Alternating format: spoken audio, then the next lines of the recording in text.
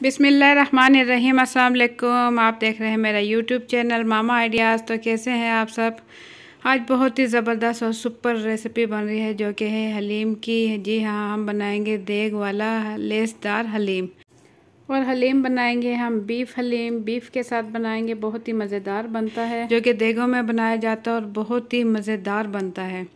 तो ज़बरदस्त ये हलीम की रेसिपी शुरू करने से पहले आप लोगों से रिक्वेस्ट है कि मेरी मोटिवेशन के लिए वीडियो के नीचे दिए हुए लाइक के बटन को ज़रूर क्लिक कर दें। और अगर आप लोगों ने अभी तक मेरा चैनल सब्सक्राइब नहीं किया है तो लाल लगे सब्सक्राइब के बटन को क्लिक कर दें और बेल के बटन को भी क्लिक कर दें और अपनी फैमिली और फ्रेंड के साथ भी ज़रूर शेयर करें। तो ज़बरदस्त ये रेसिपी हम कैसे बनाएंगे ये जानने के लिए वीडियो के एंड तक मेरे साथ रहें, ताकि आप जान सकें कि ज़बरदस्त ये रेसिपी हम कैसे बनाएंगे। बिस्मिल्लाहिर्रहमानिर्रहीम। बीफ हलीम की रेसिपी शुरू करते हैं। तो ये वो तमाम चीज़ें हैं जो कि मैं बीफ हलीम में इस्तेमाल करने वाली हूँ। तो सबसे पहले हलीम बनाने के लिए जो मेन हलीम के लिए हमें चाहिए होता है वो है गंदम। कुटी हुई गंदम ये आपको बाज़ार से मिल जाएगी। कुटी हुई धुली हुई गंदम इसे कहते हैं, ये बाज़ार से मिल जाएगी। तो ये मैंने ली है गंदम आधा पाव यानी कि 125 ग्राम ली है और इसे मैंने 2 घंटे पहले पानी में भिगो दिया था। इसके साथ ही मैं लूँगी जौ भी लाजमी इस्तेमाल की जाती है हलीम में। जौ मैंने ली है आधा पाव से आधी, यानी कि ये मैंने ली है 75 ग्राम मैंने ली है जौ, और इसे भी 2 घंटे पहले पानी में भिगो दिया था। तो इसके साथ मुझे चाहिए होंगी दालें। दालों में मैं लूँगी चने की दाल, 2 खाने के चम्मच में ले लूँगी चने की दाल, और 2 खाने के चम्मच ही लूँगी मूंग और मसूर की दाल। ये दोनों दालें मिक्स की हुई हैं। तो इसके साथ मैं ले लूँगी 2 खाने के चम्मच ले लूँगी चावल आप कोई भी ले सकते हैं। तो मेरे पास ये चावल था, ये 2 खाने के चम्मच लिए, और माश की दाल भी 2 खाने के चम्मच ही ली है। तो इसके साथ मैं ले लूँगी बीफ गोश्त ले लूँगी, जो कि मैंने लिया है 1 kg यानी कि 1 किलो गोश्त ले लिया है, बग़ैर हड्डी के लिया है। और अदरक लहसुन का पेस्ट ले लूँगी 3 खाने के चम्मच। और मैं ले लूँगी टमाटर, 3 मीडियम साइज़ के टमाटर मोटे मोटे काट लिए हैं। 6 से 7 हरी मिर्चें ले लूँगी। और कुकिंग ऑयल में ले लूँगी 2 कप। और इसके साथ ले लूँगी पिसा हुआ गरम मसाला 1 खाने का चम्मच, और ले लूँगी पिसी हुई लाल मिर्च 2 खाने के चम्मच, हल्दी ले लूँगी 1 चाय का चम्मच, सूखा धनिया पाउडर 2 खाने के चम्मच, और हलीम मसाला 2 खाने के चम्मच ले लूँगी, और नमक भी 2 खाने के चम्मच ले लूँगी। नमक आप अपने टेस्ट के मुताबिक कम ज़्यादा कर सकते हैं। तो इसके साथ जो गंदम और जौ मैंने ली है इसे पानी में भिगो दिया था। अब मैं इसे पतीले में डालकर चूल्हे पर रख दूँगी पकने के लिए, क्योंकि गंदम बहुत थोड़ा टाइम लेती है पकने में। तो इतनी देर में गंदम पकेगी। तो यहाँ मैंने तमाम दालें जो है वो पानी में भिगो दी हैं। जब गंदम अच्छे से गल जाएगी तो तब मैं इसमें दालें शामिल करूँगी। तो आप देख सकते हैं मैंने इस चूल्हे पर गंदम रखने के बाद इसे अच्छे से उबाल आने के बाद इसकी फ्लेम इतनी कर दी है कि ये ना बाहर निकली और अच्छी सी पकती रहे। बिल्कुल लो टू मीडियम फ्लेम, बिल्कुल हल्की आंच पर मैं इसे पकाऊंगी ताकि ये अंदर से अच्छी सी गल जाए गंदम।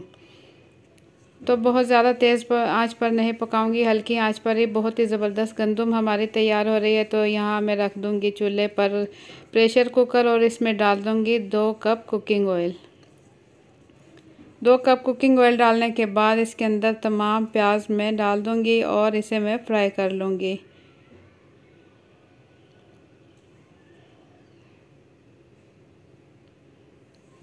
और इसे मैं फ्राई करूँगी लो टू मीडियम फ्लेम पर, बिल्कुल हल्की आंच पर मैं इसे फ्राई करूँगी।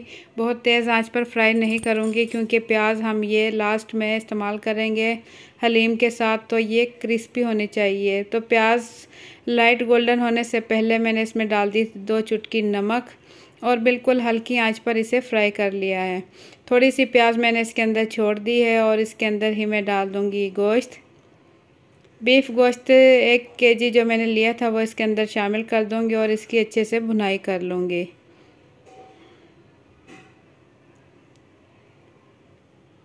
दो से 3 मिनट में गोश्त के साथ अच्छी सी भुनाई कर लूँगी, और मीडियम फ्लेम इसकी रखते हुए इसकी अच्छे से भुनाई कर लूँगी।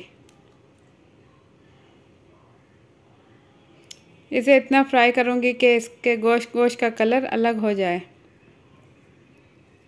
इस टाइम मैं इसमें शामिल कर दूँगी 3 खाने के चम्मच अदरक लहसुन का पेस्ट।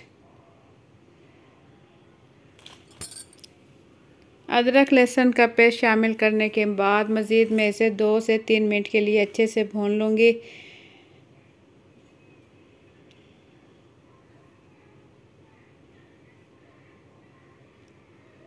कोशिश करें कि गोश्त की जो बोटियां हैं ये बड़ी होनी चाहिए और साथ ही इसमें डाल दूंगी टमाटर।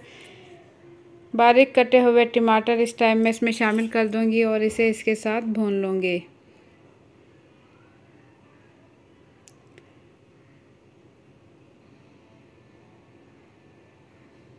तो टमाटर और यहाँ गोश्त अच्छे से पक रहा है, तो इस टाइम मैं इसमें डाल दूँगी हरी मिर्चें, साबुत हरी मिर्चें इसमें डाल दूँगी और इसके साथ ही इसमें डाल दूँगी पिसे हुए तमाम मसाले। पिसे हुए तमाम मसाले मैं इसमें शामिल कर दूँगी। इसमें मैं साबुत गरम मसाले का इस्तेमाल नहीं करूँगी। पिसा हुआ गरम मसाला मैंने लिया है वो आखिर में इस्तेमाल करूँगी, क्योंकि साबुत गरम मसाला डालने के बाद जब हम उसमें आखिर में गोटा वगैरह लगाते हैं तो उसमें थोड़ी मुश्किल होती है, तो इसलिए मैं इसमें पिसे हुए गरम मसाले इस्तेमाल करूँगी। तो 4 से 5 मिनट हो चुके हैं, आप देख सकते हैं टमाटर भी अच्छे से गल चुका है और गोश्त की अच्छे से भुनाई हो चुकी है। तो यही टाइम है गोश्त की भुनाई करने का, और बाद में जब हम इसमें ये गल जाएगा उस टाइम हम इसकी भुनाई नहीं करेंगे। यही टाइम है भुनाई करने का। तो इस टाइम मैं इसमें डाल दूँगी पानी, और गोश्त अच्छे से भुन चुका है तो इसमें पानी शामिल कर दूँगी। 1 किलो गोश्त में मैं 1 किलो ही पानी शामिल कर दूँगी और इसका ढक्कन ढककर मैं इसे पकाऊँगी 8 से 10 मिनट के लिए लो टू मीडियम फ्लेम पर। तो यहाँ गंदम भी आप देखें अच्छे से गल चुकी है। जब गंदम अंदर से फटने लगे तो समझ लें गंदम अच्छे से गल चुकी है, और चम्मच की मदद से भी आप चेक कर सकते हैं। तो ये दाल मैं पहले ही पानी में भिगो चुकी थी, तो ये भी अच्छे से फूल चुकी है। तो इस टाइम गंदम में ये दाल भी शामिल कर दूँगी और उसे बिल्कुल लो फ्लेम पर उस टाइम तक पकाऊंगी जब तक चने की दाल जो है अच्छे से गल जाए, क्योंकि चने की दाल ही पकने में ज़्यादा टाइम लेती है। तो यहाँ आप देख सकते हैं पक कर ये काफ़ी ज़्यादा मिकदार में हो चुकी है और चने की दाल भी अच्छे से गल चुकी है और गंदम और जौ भी अच्छे से गल चुकी है। बाकी तमाम दालें भी अच्छे से गल चुकी हैं। तो इसके बाद हम देख लेंगे गोश्त। बीफ गोश्त आप देख सकते हैं यहाँ पानी इसका हल्का हल्का पानी है। इस टाइम पानी इसका खुश्क हो गया तकरीबन, और इसमें घी है। तो मैं आपको चेक कराऊंगी, देखें कितना अच्छे से गल चुका है। इतना गला होना चाहिए गोश्त। जब इतना अच्छा गला होगा तो इस हलीम में बहुत ही अच्छा बनेगा। तो इस टाइम हम इसकी पिसाई करेंगे। पिसाई करने के लिए मैं इस घमने यानी घोटने या घमने का इस्तेमाल करूँगी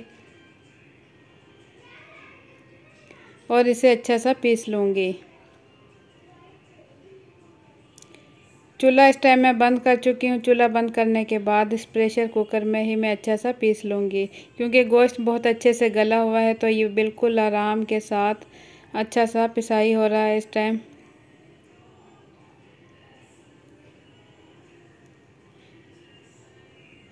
तो गोश्त अच्छे से मैं पिसाई कर चुकी हूँ और दालें और जो गंदम वगैरह उबली हुई थी वो मैं बड़े पतीले में निकाल लूँगी, क्योंकि छोटे पतीले में मैं अच्छे से इसकी पिसाई नहीं कर सकती। इस वजह से मैं बड़े पतीले में निकाल कर इसे पीस लूँगी।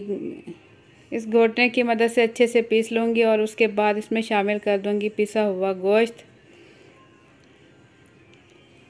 हलीम बनाने में तकरीबन 5 से 6 घंटे लगते हैं। टाइम ज़्यादा लगता है और इसमें मेहनत भी बहुत ज़्यादा होती है, लेकिन हलीम बहुत ही मज़ेदार बनता है और बहुत ही लजीज बनता है।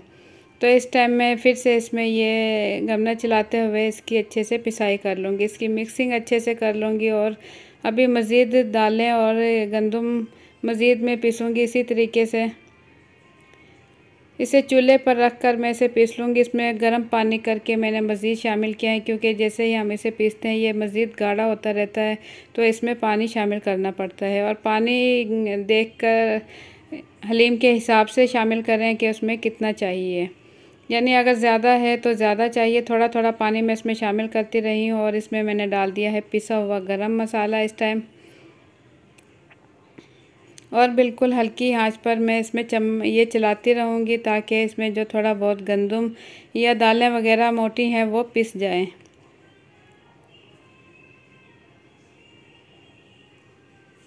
जब ये थोड़ा थोड़ा गाढ़ा होने लगेगा उस टाइम तक मैं इसे पकाती रहूँगी।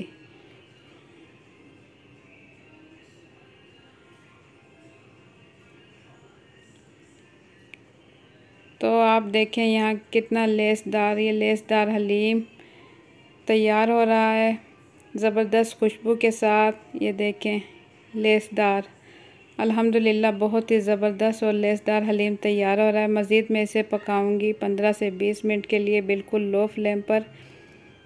तो ये देखें 15 से 20 मिनट हो चुके हैं और ये काफ़ी गाढ़ा हो चुका है और ये काफ़ी लेसदार हो चुका है। बिल्कुल देगी हलीम तैयार हो चुका है। ये देखें, और मसाले बेहतरीन मसालों के साथ और खाने में बहुत ही मज़ेदार।